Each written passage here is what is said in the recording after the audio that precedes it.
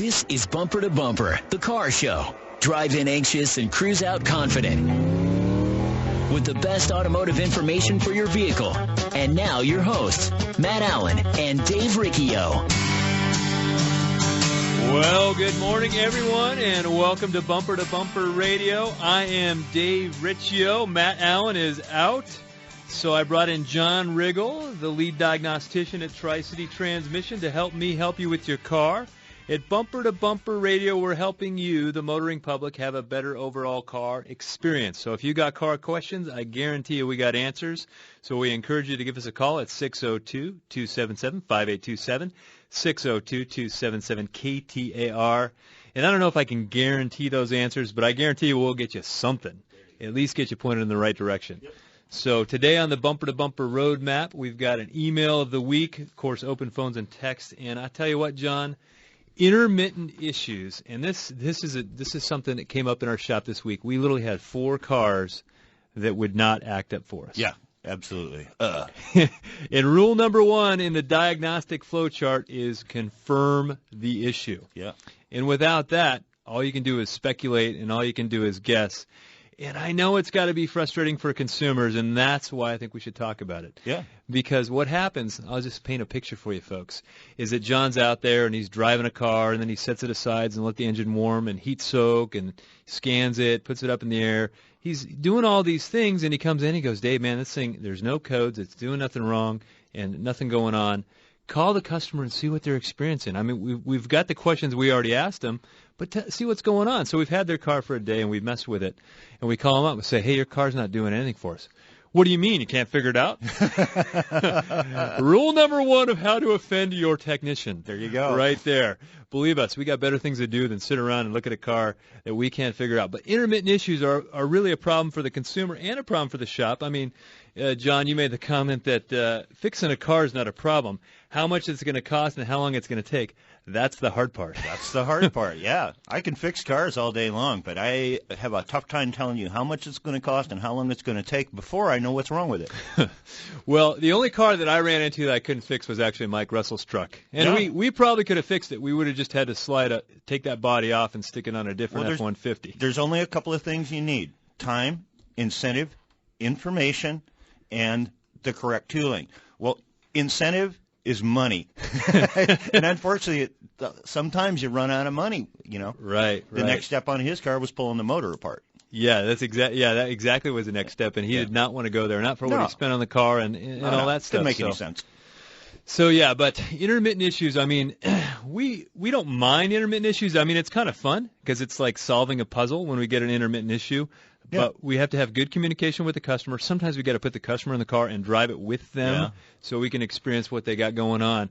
And I'd call people and say, you just got to come down, and you and I got to go drive this car for 15 minutes so you can show me what you're looking at. I've had cars that people would Volkswagens, if you rest your foot on the brake pedal and you accelerate at the same time, they shut the throttle by wire down. Okay, so if you tell me that intermittently your car loses power, I go out and drive it. I don't drive two-footed. I could drive it for the rest of my life and never duplicate what was happening. And there's been times we've had the customer come down, driven it with the customer, and I have to watch and look over and go, take your foot off the brake pedal and the car will be fine.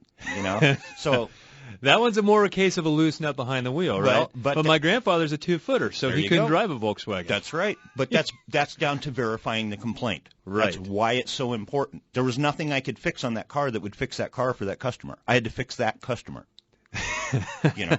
So not only are we in the business of fixing cars, but we're in the business of fixing customers. Sometimes we are. Sure. So one of the things we do, because we do run into cars, and we had 5 if you count the Xterra that didn't act up. We actually had 5 cars this week in our shop that we could not. I mean, we drove them. And these are cars we'll call the customer up and say, listen, you can pay us our shop rate to go drive your car around, or we've got John, our technician, can take the car home. It'll be covered under our insurance while it's in our care. But he can drive it 50 miles round trip to try and find this intermittent issue that you're looking at. Yeah. And so we have to do that sometimes. And you know what? Guess what? It doesn't happen until mile 49. Yeah. And then, okay, now we've got something. I've had them where I've driven them home and been, 3 miles from the shop on the way to work the next morning, and it finally acted up. And I went, oh, okay, now I know what's wrong with it. So I'm counting the jobs. We had a Ford Edge that left the dealership with 40,000 miles on it. They told him he needed a new transmission. He came to our shop, and we drove it 50 miles. Yeah. No problems. And we drove it multiple times. We drove it hot. We drove it cold. We drove it medium. We let the car run. We did all kinds of things. No problem found there. So maybe, and I can't take the dealership's word for it. This guy needs a transmission, especially at 40,000 miles. We could be throwing good money after bad to find out you got some other problem. Yeah, not at 40K on that one. No. Yeah, so I didn't see that happening. I didn't believe that one. So that was the Ford Edge that someone told him needed a transmission. Then we had the Ford Fusion. Don, the gal, I love talking to her on the phone because that accent was fun. There you go. But we drove her car and drove her car and drove her car, and she felt bad when I called her up. She says, I'm sorry I can't describe it better to you what I got going on. And I'd say, well, I know, it's okay. It's hard to communicate transmission stuff. Yeah. Let's just take it for a drive. And so we never actually connected. She was going to come the next day, then the next day, and then it never happened. But at the end of the week, we didn't figure anything out on our car, even though we put 50 miles on it. Yeah. Then we've got the Buick Lucerne. And I called that guy because we're driving it, you're driving it, I'm driving it. We drove it together. Yeah. We couldn't find anything wrong with that car. So I said, hey, you got to come down here, Willie. You got to drive this thing for me. And one of two things is going to happen. You and I are going to jump in it. We're going to drive around the block, and nothing's going to happen. You're going to feel like, hey, I'm wasting their time. Mm-hmm. Or we're going to pull out of the driveway at the shop, and it's going to act up. And then I'm going to feel like a jerk because you drove all the way down here for something you could show me in 2 minutes. Yeah. So it's always a sticky situation, intermittent issues. And maybe you guys are sitting there listening, and you're thinking, oh, I got that one thing. And what are the steps that John or I would take to try and figure out that one thing? And we've got a Dodge Dakota right now, and it's not, you're driving it and driving it and driving it. When she leaves, the check engine light comes on and she has a problem. Right, yeah. But, yes, we're starting to pull out all the stops. We're going to run, we were talking about yesterday, we'll run 3 bypass wires, to those 3 circuits. Yeah. And then we'll give her the car back and, let her drive it so we can determine whether this vehicle has oil-saturated wiring that's just all ratty. And so we don't know if it's in that. And, sometimes when you jiggle wiring, just by us touching it, we can... Well, see, that's the point. That's one of the reasons why you have to diagnose it first as opposed to just tossing parts at it. Right. If I unplug something and plug it back in and there was a bad connection there may not be a bad connection there now. We may never know if we fix the car or not. Right. And for us, what we want to do is we want to fix it so you don't come back. Yeah, exactly. By the way, a good mechanic will embarrass when you come back. So you got to be gentle because we talk about relationships in this business and getting a relationship with the shop. If we see a car come back, literally we're like, oh no, so we don't like. We're embarrassed. So literally, we like to diagnose the car, fix the car, and then confirm without a shadow of a doubt that car is fixed before we give it back to you. Yeah, I had a customer leave, pick up their car, leave, come back about 15 minutes later, and my heart just sank. I was like, oh, man, I know I was right on this. And the guy comes walking in with a 12-pack and sets it on the counter and says, here, this is for you. I said, don't ever do that again. Go away for a week first. That's actually a really good point. Yeah, so sometimes, and also we get the inevitable, someone calls in and goes, it's screwed up, and they're just joking because they do want to tell us we did a nice job, but they can't start the phone call with that because we can have heart attacks. Don't do that to me. I take this stuff super personal. Yes. So in the world of build a relationship with your shop, us mechanics can be a little touchy, Yeah. So sometimes you got to give us kit gloves, but anyway, but intermittent issues are one of those frustrating things. And there's some things in my car now that are intermittent and they're annoying, but they're not annoying to the fact where I want to start spending money and chasing them down yet. Right. Sometimes there's just annoyance, intermittent issues. And then there's sometimes where you're like, I drive this car every so often, and the yellow light comes on, the car quits working, I shut it off, I turn it back on, it drives again, and I don't know if it's going to happen for 2 more months. Right. So one of the cool tools that we have at Tri-City is an event log. And so when someone has an intermittent issue, when they say, okay, it happens 5 times a week, that's fairly intermittent, depending on how far they drive in a week. When someone tells me it happens 5 times a day, I'm pretty hot. Yeah, we can get that one. Yeah. We can get that one. That's pretty easy. But when somebody tells me it happens once a month, then I need your car for a month. And then if it's a brief thing that happened, where it only lasted 2 seconds. Well, shoot, that's going to be hard to find, because what if I'm taking a sip of my soda while I'm driving your car and it happens and I wasn't paying attention? Right. That's the worst. So we have this event log, and what it is just a clipboard with just pre-filled out events, and you just circle stuff. How fast were you going? Well, I was going 7 miles an hour. It's right there, 7 miles an hour. How warm was the car on the temperature gauge? And there's a little, they just circle where it was. And it's made to be easy, and whether you fill it out right or wrong, the main thing is you can date it. Did it happen on the way to work? What was going on? How long had you been driving the car? And then we can establish a pattern. When we can establish a pattern on something that's intermittent like that, that's fantastic. I got to tell you, John, there's one other intermittent issue that is so easily fixed but so often overlooked, and this is the weak battery. Okay. Oh, yeah. What happens is, you guys may not know this, but your car adapts to your behavior. It also adapts to the wear of the vehicle, especially in the transmission. Yeah. So as the transmission wears, it's going to increase the shift adapts and put more pressure to a clutch. Mm-hmm. When the battery's weak in a car, what happens is, in the morning you start it up and it'll drop below 9 volts, and it starts to lose some of that adaptive memory. Even though it still starts the car, it is a weak battery. Yep. And weak batteries have cost more time and effort for weird intermittent issues, because the car starts driving good, the alternator gets charged up, the adaptive values get back in there, it drives great, and it's not till 2 days later where it happens again. Right. So one of the first things we do at the shop when we know we got an intermittent, it's any diagnosis, we check the batteries. Almost the first thing we do when it walks in the door. It's on every car. Every sheet. Every car. So if it doesn't have a good battery, even if it's a weak battery, and our tester will say weak, or it'll say bad, even though it starts the car. And we're sensitive on how we call the customer, because we say, hey, your battery's bad. Well, what do you mean it starts the car? I knew you would say that. It is starting the car, but it's going to cause electrical issues. So if it's weak, guess what? We're gonna let you know we should put a good interstate battery in there, so we can get rid of all these little weird things. Even the way your CD player works sometimes is affected by a bad battery. It's counterintuitive, because the cars will crank normally all the way down to about 7.5 volts. And the reason is, and they didn't used to do that. The old timers get all upset. Well, my car, it cranks fine. It can't be the battery. The problem is the newer cars have these permanent magnet gear reduction starters that will crank all the way down to about 7.5 volts. At 9.5 volts, most processors go to sleep. So you can crank this car all day long. I've had Chryslers in that would crank all day long at a normal cranking speed and would not start because the computer would not turn the fuel injection system on. So it's the moral of the story is get yourself an interstate battery. If it's been in there for longer than 20 months, 30 months, you need to start looking at a new battery. Yeah. So anyhow, when we come back, we're taking your calls at 602-277-5827. You're listening to Bumper to Bumper Radio. Why wait to experience the resort vacation lifestyle a couple times a year when your family can live it daily at Camelback Golf Club? A limited number of memberships are now being offered, which include 36 holes of golf, no greens fees, discounted guest fees, weekly men's and ladies member events, private locker rooms, members lounge, and reciprocal privileges at select Marriott golf facilities. All this as well as discounts on spa and food and beverage at the world-renowned Camelback Inn. An unparalleled membership awaits you at Camelback Golf Club. For information, go to camelbackgolf.com today. Trust. It's hard to earn and sometimes even harder to find. If you live or work in downtown Phoenix, Matt Allen's Virginia Auto Service is celebrating over 20 years of award-winning service at the corner of 7th Street and Virginia. Recognized as one of the best service shops in the country, their customers have come to trust Virginia Auto Service for its A-plus rating by the BBB, 2-year 24,000-mile warranties, and free transportation to and from your home or office. 20-plus years of earning your trust. Virginia Auto Service. They're serious about service.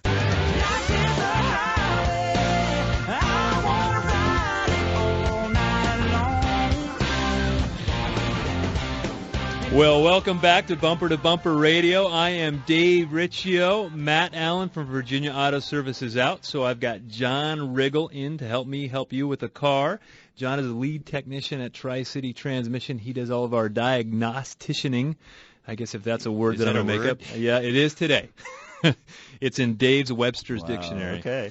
So John has been doing this 39 or 40 years, something like that. You look good for doing this for 40 years. Yeah, that's all the clean living. So he can still see out of his eyes, and he has all of his fingers, because those are the injuries that happen in the auto shop, his fingers and eyes. We've got a guy out right now. He got some metal in his eyes. Yeah. So, Jay, I hope you're feeling better today. He went to the doctor, I don't know, probably 5 times this week to try and get that resolved. That's messed up. Yeah, I hope that all works out for him. For sure. So anyway, we're here taking your calls. Anything with your car, if you've got an intermittent issue, that's today's topic, but we can really talk about your air condition, your brakes. We can talk about a vibration you have, or if the steering wheel is off center, or the car's pulling, or anything like that, or if it's noisy and it sounds like a Harley and you don't think it should, we can talk about that. So 602-277-5827. We're going to go with Tom in Apache Junction. Tom looks like he's got a 2014 Silverado with a transmission issue. How can we help you, Tom? You're on Bumper to Bumper Radio. Hey, guys. How you doing? Fantastic. This is an 18,000-mile truck. It's got the 6.2-liter motor, and it's got it rev intermittently in the transmission, not all the time. It seems like it revs between second and third gear. It's been at the dealership twice. They had it for a week and told me there's nothing wrong with it. When you say rev, are you seeing, because you got a tachometer on that thing, does that tachometer, does it jump up 200 RPM? Does it jump up 800 RPM? When you say rev, probably about 500 RPM. Like when I'm driving, like first gear, it'll go through the progression, and then it'll rev, and then it'll jump into the next gear. And it only does it in between second and third gear. Wow. And it doesn't do it all the time, and it seems like it does it more so if I'm on the throttle versus off the throttle. Well, these are the questions I'm going to be asking you. You said it doesn't do it very often. Does it happen once a week, 5 times a day, once a month? It happens 5 times a week. 5 times a week. And, John, what were you thinking? I was going to ask if any warning lights on. You ever get any warning lights flash? None? No, nothing. Okay. Well, no codes, no engine lights, no nothing. Okay. Well, certainly, we would describe that in our business as a 2-3 flare. Yeah. Probably, or a slip shift or something. Yeah. Everyone may have a little different name for it, but a 500 RPM flare is, or that's even a big flare. A 50 RPM flare is, something. It should shift like a typewriter, especially 2014. With 18,000 miles. That's the modern transmission. Something going on. Something odd going on there. And that may be a deal where you may want to come down and borrow my event log. Okay. And then and it's got dates on it. Good idea. And you can borrow, they're free. Just come by and get them. I'll give you a clipboard and a pen. And and then we can start to see what it is. You can, even throttle percentage, I think, is on our event log. Were you into the gas by 30% or 50%, or did you have it floorboarded? Yeah. For me, when I fill an event log, it's always floorboarded. But well, I can tell you, it seems like if you drive it like a hot rod, it doesn't do it at all. Right. If you're on the throttle and putting pressure on the system, it seems like it shifts just fine. When you're driving it like Grandpa, that's when it starts to act up. Okay, and that's sometimes typical. If there's a weak spot in that transmission, you're on the throttle. Well, what the computer's done is turned up all the pressure in that thing. Higher, yeah. So it is going to shift like a typewriter. Now, if you're light throttle, the pressure's way down. So that's when you may notice something showing up. So I would stick with it. I would when you go to the dealership, you want to make sure you get an invoice. You want to make sure it explains what they've tried to do to fix it. Because if this goes on 2 or 3 more times, we may have a situation where you're starting to consider lemons and stuff like that. But I would say let's get that event log going. I drive it to Pine Top every Friday, and you can drive it back and forth in the mountains. It's perfect. It doesn't do anything. It's the only one that's low speed, kind of around town kind of driving. Well, you just need to drive faster, and I think your problems will be fixed.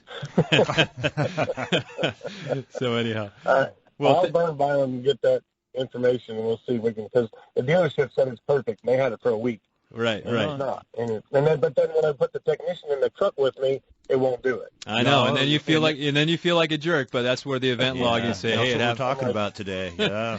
So anyhow, well, thanks so much for the call, Tom. 602-277-5827. We're going to go with Deandra in Phoenix. She's got a 2001 Nissan Altima. How can we help you? You're on Bumper to Bumper Radio. Hi. Let me tell you what my car's doing. Every time I stop at a stoplight, or when my car's idle, it sputters like it wants to cut off unless the air conditioning is on. If the air conditioning is on, it very rarely does that. But it never cuts off. So I haven't had the time to really get it checked out, so I'm just trying to figure out what's wrong with it, and because I don't want to have to buy a new car because I love my car. How many miles are on your car, Deandra? Oh, a whole lot, like 200 and some thousand. Barely broken in. It's clean living.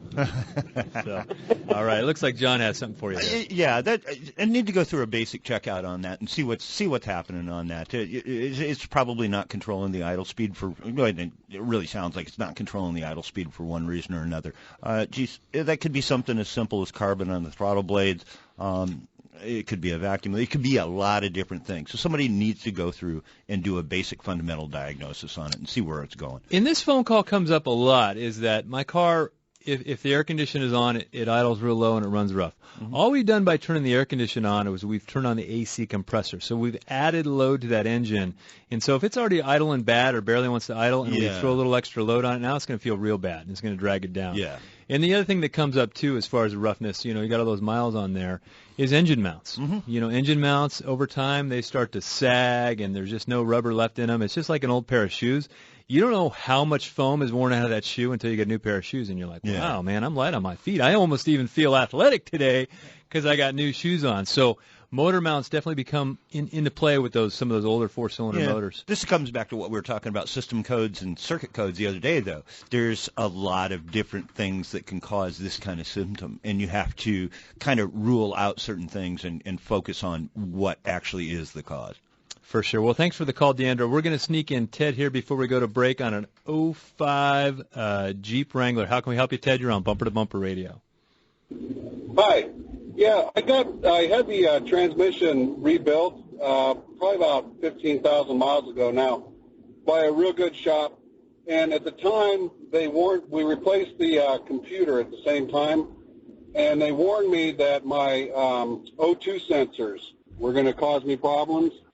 So swapped out all my O2 sensors, and ever since, I've had a problem with my Bank 1 O2 sensor. The light comes on that sensor, and it'll start running rough. And, I don't know, we've changed out the sensors, cleared all the codes. I pulled the connections off the computer, the PCU, and blew out a bunch of dust. And now it's not running rough, but I get the light back with an indication for the Bank 1 O2 sensor with a brand new O2 sensor on it. Okay. Well, that was exactly what John and I, one of the many things that we talked about before the show, John, was O2 sensor codes, and we talked about some of the codes that end up with a bad O2 sensor, and some of the codes, and you were talking about system codes versus circuit codes. Yeah, and that PO 171 and 174 that everybody thinks are O2 sensor codes, but aren't. Yeah, so I find it, I think that, you got a transmission in a TCM at the same time, and how many times do we see an 05 Wrangler need a transmission control module? Plenty of times. Yeah. It's a fairly common repair. So anyhow, when we come back, we're taking more phone calls at 602-277-5827, 602-277 KTAR.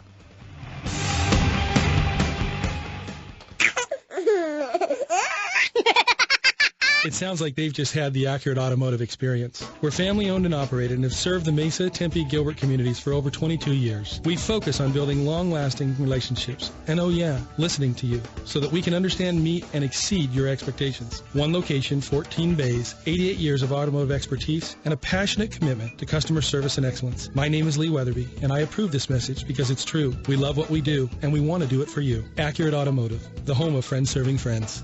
Hi, I'm Dave Riccio, owner of Tri-City Transmission. Well, you may have come to know us for being a transmission expert. What you may not know is that our customers regularly ask us why we don't perform repairs to the rest of the vehicle. You guys are so great. Why work on just the transmission? Well, the request became hard to ignore, and 3 years ago, we began to build an infrastructure to perform general automotive repair. We weren't going to do general repair if we couldn't be great at it. So in 2013, we began the soft opening of Tri-City Auto Repair on Smith Road.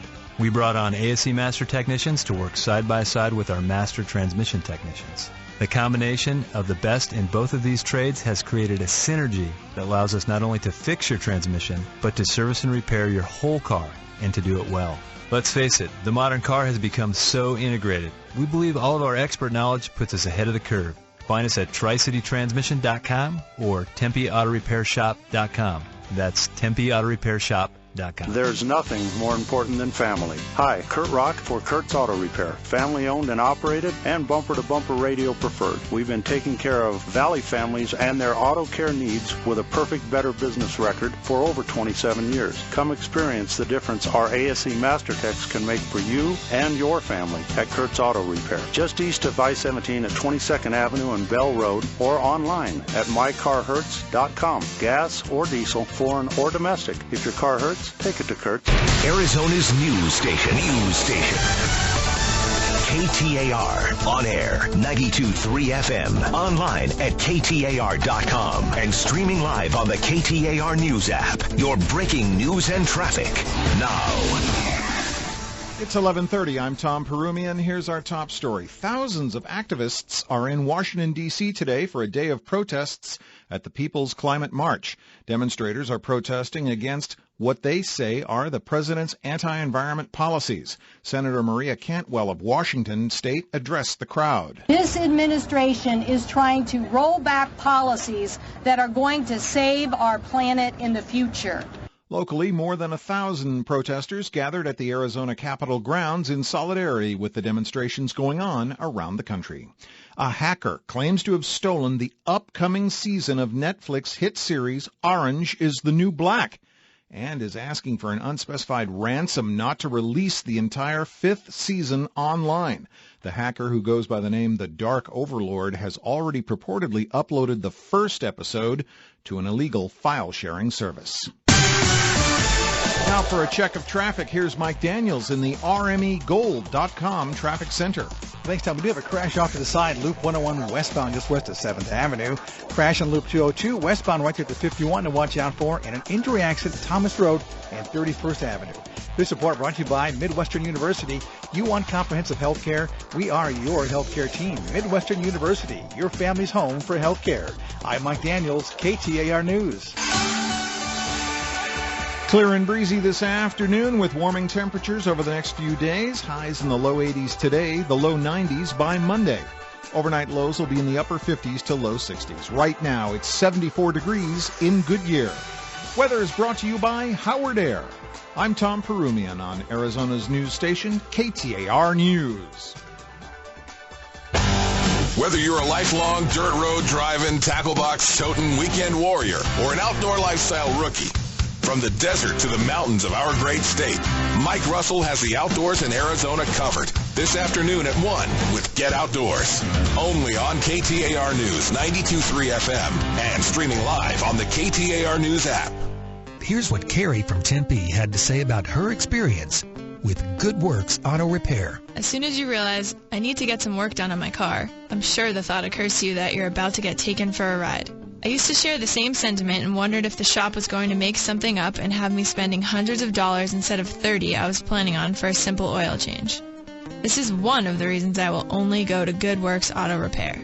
Because I trust them. Putting trust in an auto shop didn't come easily. It's been built over several visits with them doing exactly what was needed, not coercing me into unnecessary work. Ask them for an oil change and a safety inspection, they do just that. No baloney, list of filters, belts, and whatchamacallits that need replacing on my new car. Thank you, Good Works Auto Repair, for being there for me when I need you. Appreciate the kind words. It's always a pleasure. Glenn Hayward here. Come experience what award-winning auto service should be. Good Works Auto Repair in Tempe, or visit us at goodworksautorepair.com. Hi, I'm Kurt Morgan, owner of Shadow Mountain Auto Service in Phoenix. I'm also a college automotive instructor, and I've been a technician for over 30 years. In that time, I've seen all kinds of games and gimmicks in the auto repair business, the worst of which seems to be associated with transmissions. I think it's because, to most, including technicians, the inside of a transmission is a mystery. So when one of our valued customers has a transmission problem, we send them straight to Tri-City Transmission. No games, no gimmicks. That's Tri-City Transmission. Ouch! Being out of tune is no fun, and maybe even a little painful. Hi, this is Lee Weatherby, owner of Accurate Automotive in Mesa. At Accurate, we are a family-owned and operated one-stop automotive repair shop that specializes in building long-term relationships that are in tune with your needs, not ours. We've been recognized nationally as one of the top shops in the country, but for over 20 years, our priority has stayed focused on providing quality automotive service and repair at a fair price. I invite you to come in and see the difference an in-tune relationship can make for you and your car. With our free courtesy inspection, a $49 value, we feel it is well worth our investment in you because we believe good long-term relationships start early with your first walk through our doors. Accurate Automotive, home of friends serving friends, just off Broadway and Robson in Mesa since 1992. For more information, check us out online at accurateautomotiveaz.com today.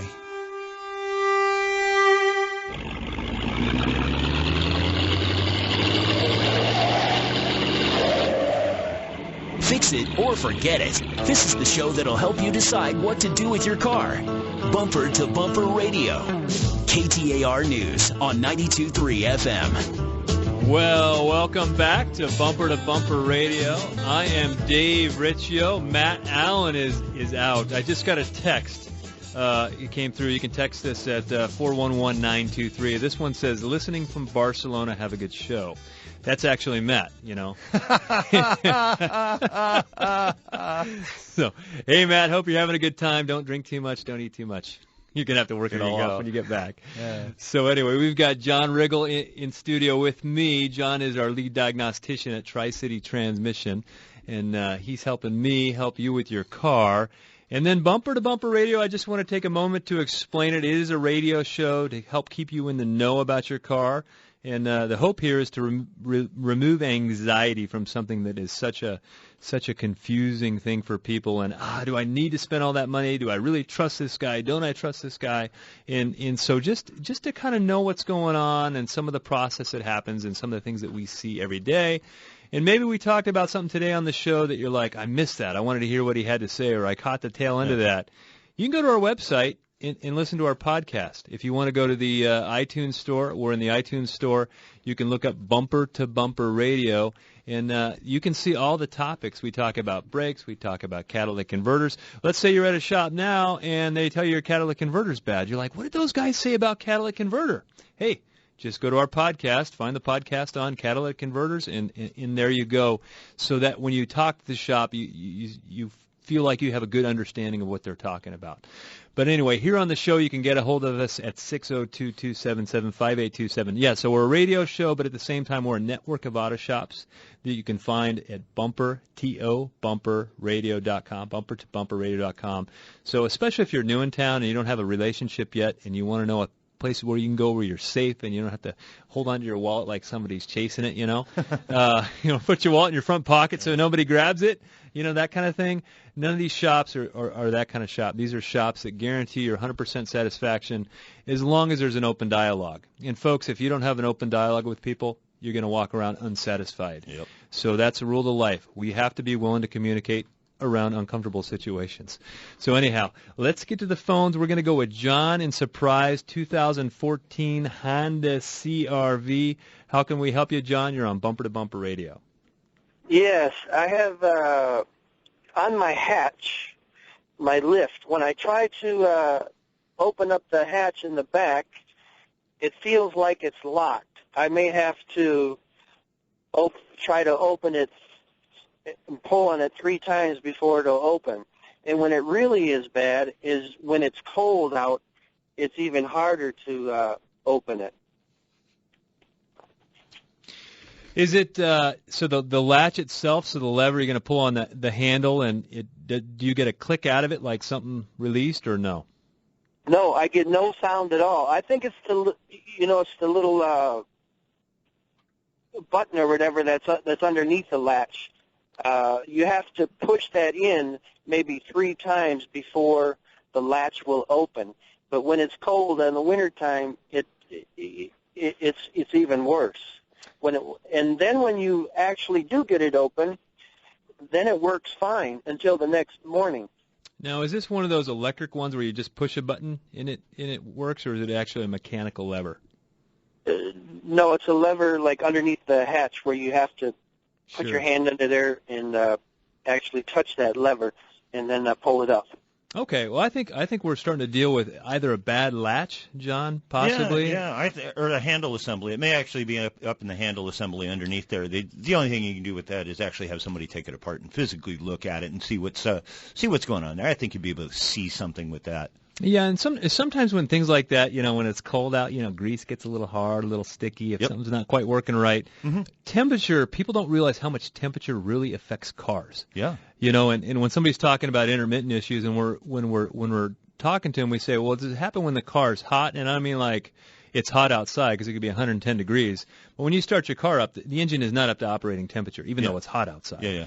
But is the car, you have to run it for 10, 15 minutes before it happens? Is it first thing in the morning when you're pulling down your street? When is it happening?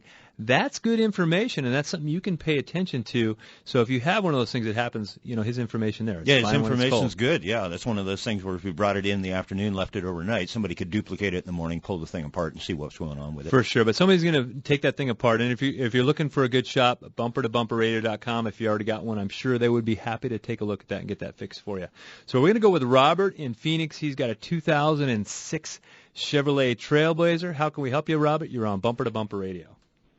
Yes, sir. On the Trailblazer, if I'm cruising around 65, 70, that's all right. I start hitting 70, 75. I get a high squeal from the front end, and we have yet to figure out where this high squeal. I replaced the clutch fan. I replaced the water pump.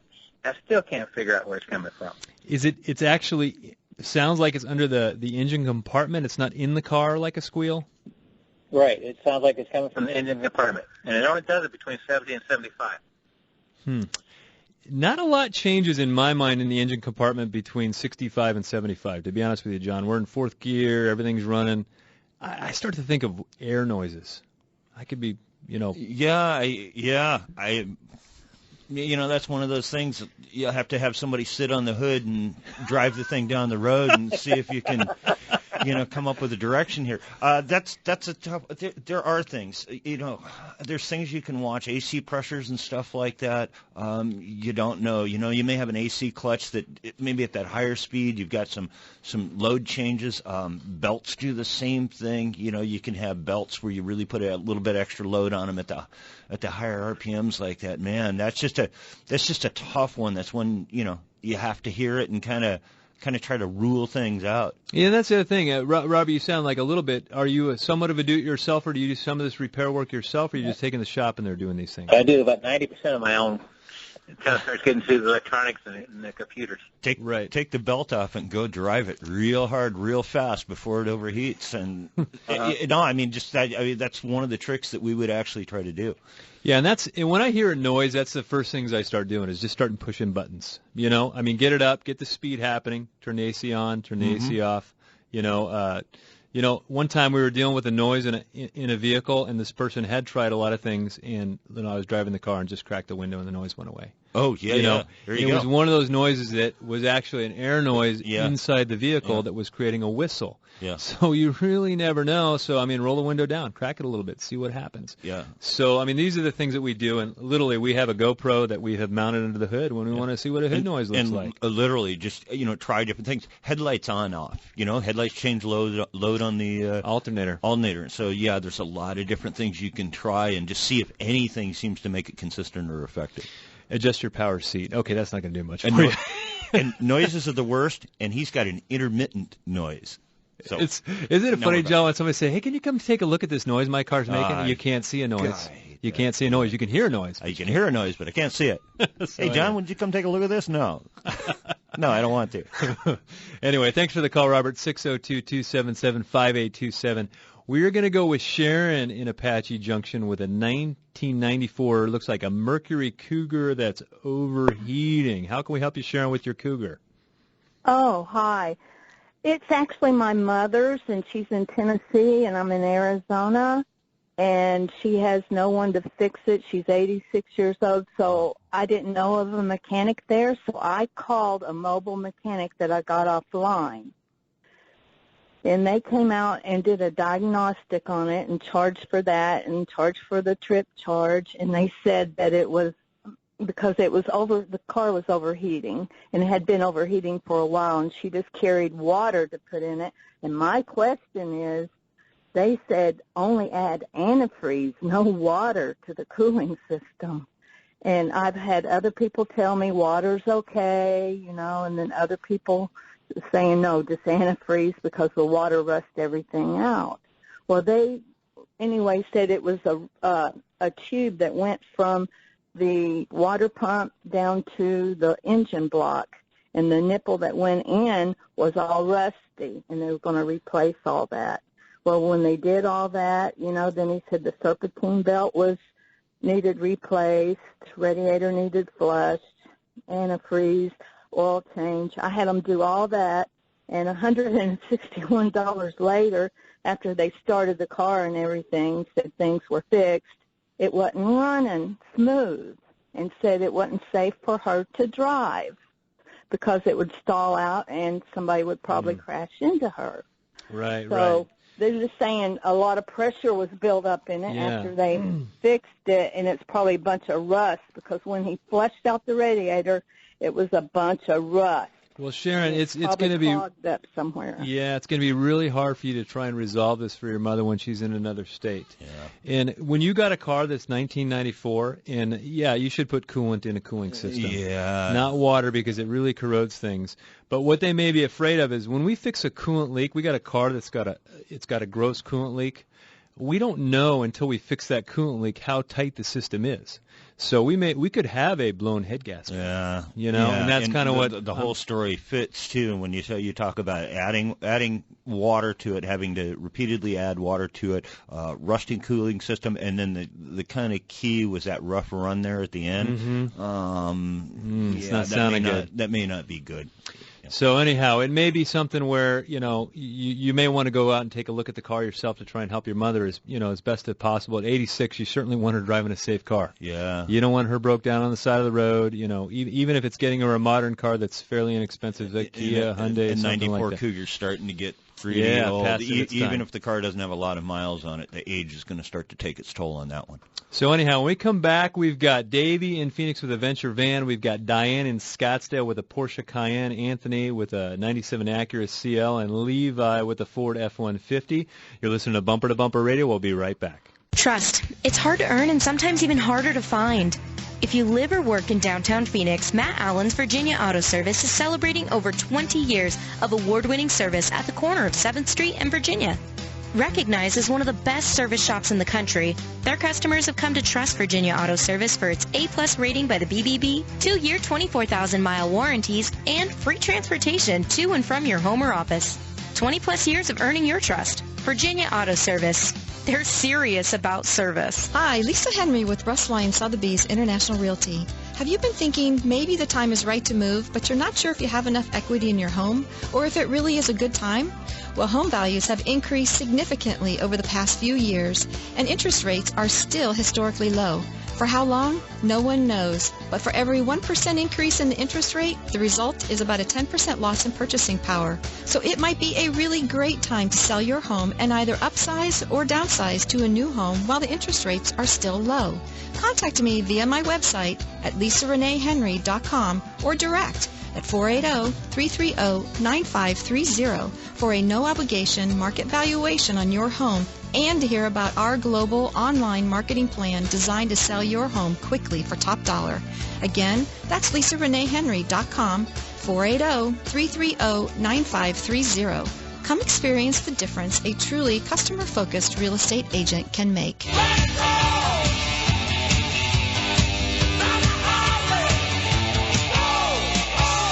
Who can you trust here in the Valley to repair your ride? This is Bumper to Bumper Radio. KTAR News on 92.3 FM.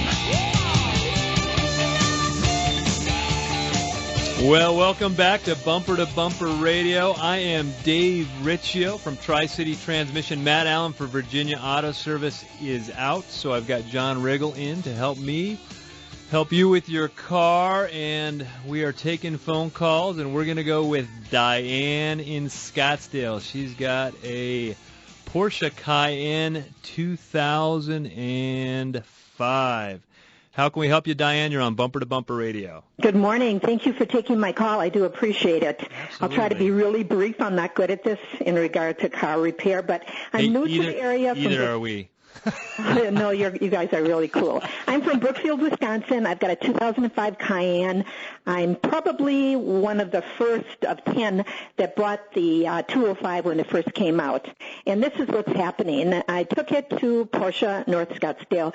They told me, along with one other guy, that it would be $5,000 to pull out my engine to replace a $2 round little piece of plastic that apparently fits on something.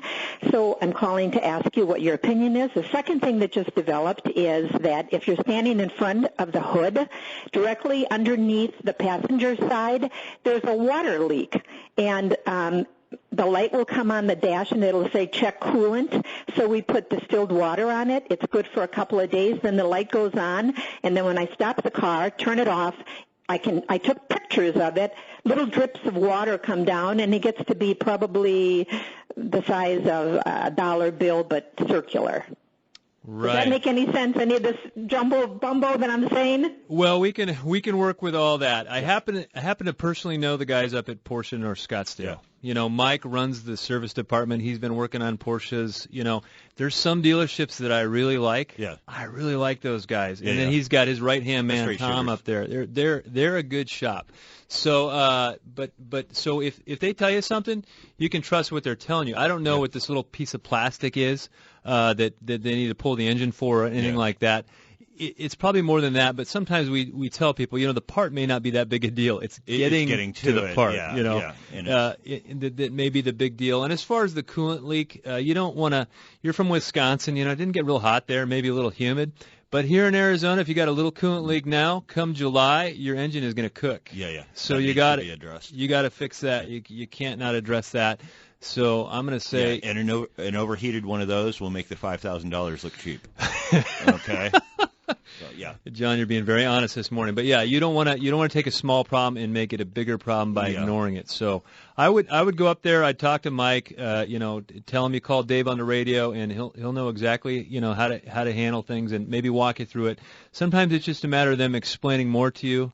Maybe you missed something, and they'd be more than happy to do that with you. So. Yeah. Hope that helps you out. Thanks so much for the call. We're going to go with Anthony in Phoenix. He's got a 1997 Acura CL. How can we help you, Anthony? You're on Bumper to Bumper Radio. Hey, how's it going? Thanks for taking my call. You bet. I got it's going to be a brake question regarding my ABS light being on. It's been on since I bought the car. I bought it a while back from someone else. It's got a little over 150,000 miles on it. It still runs fine. Basically what happens is when you first start the car, this is a every time I start it thing, all the lights on the dash will be off like normal, and then within it takes about 15, 20 seconds, and I'll hear a click underneath like where the glove box is, and then the ABS light will come on. Mm-hmm. And then every once in a while, I'll hear I'll also get like a noise that's coming from the underneath the hood in the front driver's side where like there's like a separate like brake reservoir, like an ABS thing with like a little cylinder looking thing. Right. And it kind of makes like I don't know if that's a normal thing for it to make noise, like it charges up and then it'll click. Yeah, and then the light comes on. They actually do a self-test, and they make some noise when they do. They cycle the solenoids and stuff. So a self-test, John. He's got an ABS light on. What's going on there? Yeah, somebody needs to check the codes on it. There can be so many different possibilities for that one. Any component in the system that has failed will turn the light on. The self-test runs as soon as you start to roll out in the car at a couple miles an hour. They'll run a self-test. They cycle all the solenoids in there, and you can hear that unit make noise. If the light comes on after that, it means that the system has detected a problem in it. You'd need to find somebody that can check the codes. That can be something as simple as a level sensor, fluid level sensor inside the master cylinder. It could be the ABS HCU. It could be any one of those components. The first place to start with that one with a warning light on is checking the codes in it and see what codes you have. Okay, so you're going to need to get to a shop and have them scan the ABS module. In a car, there's a bunch of modules. There's a module to run everything. One for the transmission, one for the engine, one for the ABS, one for the stability control, which is sometimes the ABS. There's a module for everything. So an ABS light just means, hey, we see a problem, and that system may actually not be functioning. So if it doesn't have a good speed sensor, the ABS can't work right, for instance. Yeah, and this is one of those things. It could be something simple. It could be something incredibly expensive. The ABS HC is expensive in those. They're fairly robust, so we don't do a lot of them. Yeah, lots of wheel speed sensors and things like that. But for sure. Well, thanks for the call, Anthony. We're going to go with Levi in Phoenix. He's got a 2005 Ford F-150. How can we help you? You're on Bumper to Bumper Radio. Hey guys, how you doing? Fantastic. So I've got the 5.4 Triton with 112,000 miles on it, recently rebuilt and upgraded torque converter transmission. I'm getting a lot of shuddering when cruising highway speeds 40, 45, 50 miles an hour, and I just barely push on the accelerator. It feels a lot like I'm missing a spark, and I did register. The computer registered something, which I'm going to go get the code read today. Right. Well, but I haven't. Yeah, I'm gonna cut you a little bit short because we're a little bit low on time, and I already sort of know what's going on with your truck. What about you, John? Yeah. Okay. All right. So basically, we get this all the time. People bring us their F-150, and they say it feels like the transmission's hunting. Yeah. Hunting. It doesn't know where it wants to be. I've heard say it was slipping. Yeah. People think it's slipping. Or slipping. And what's going on at that 40 to 45 mile an hour range? The motor's running lean because the computer's backed out all the fuel, and then when you tip in with a little bit of throttle, you get a lean misfire. Because spark plugs and those things a lot of times become an issue, and the coils breaking down become an issue. So what you're starting to feel is a misfire, and it's a misfire that may not necessarily show up in a code, because we get cars all the time. They say, well, it's got no misfire codes in it. What do you mean it's misfiring?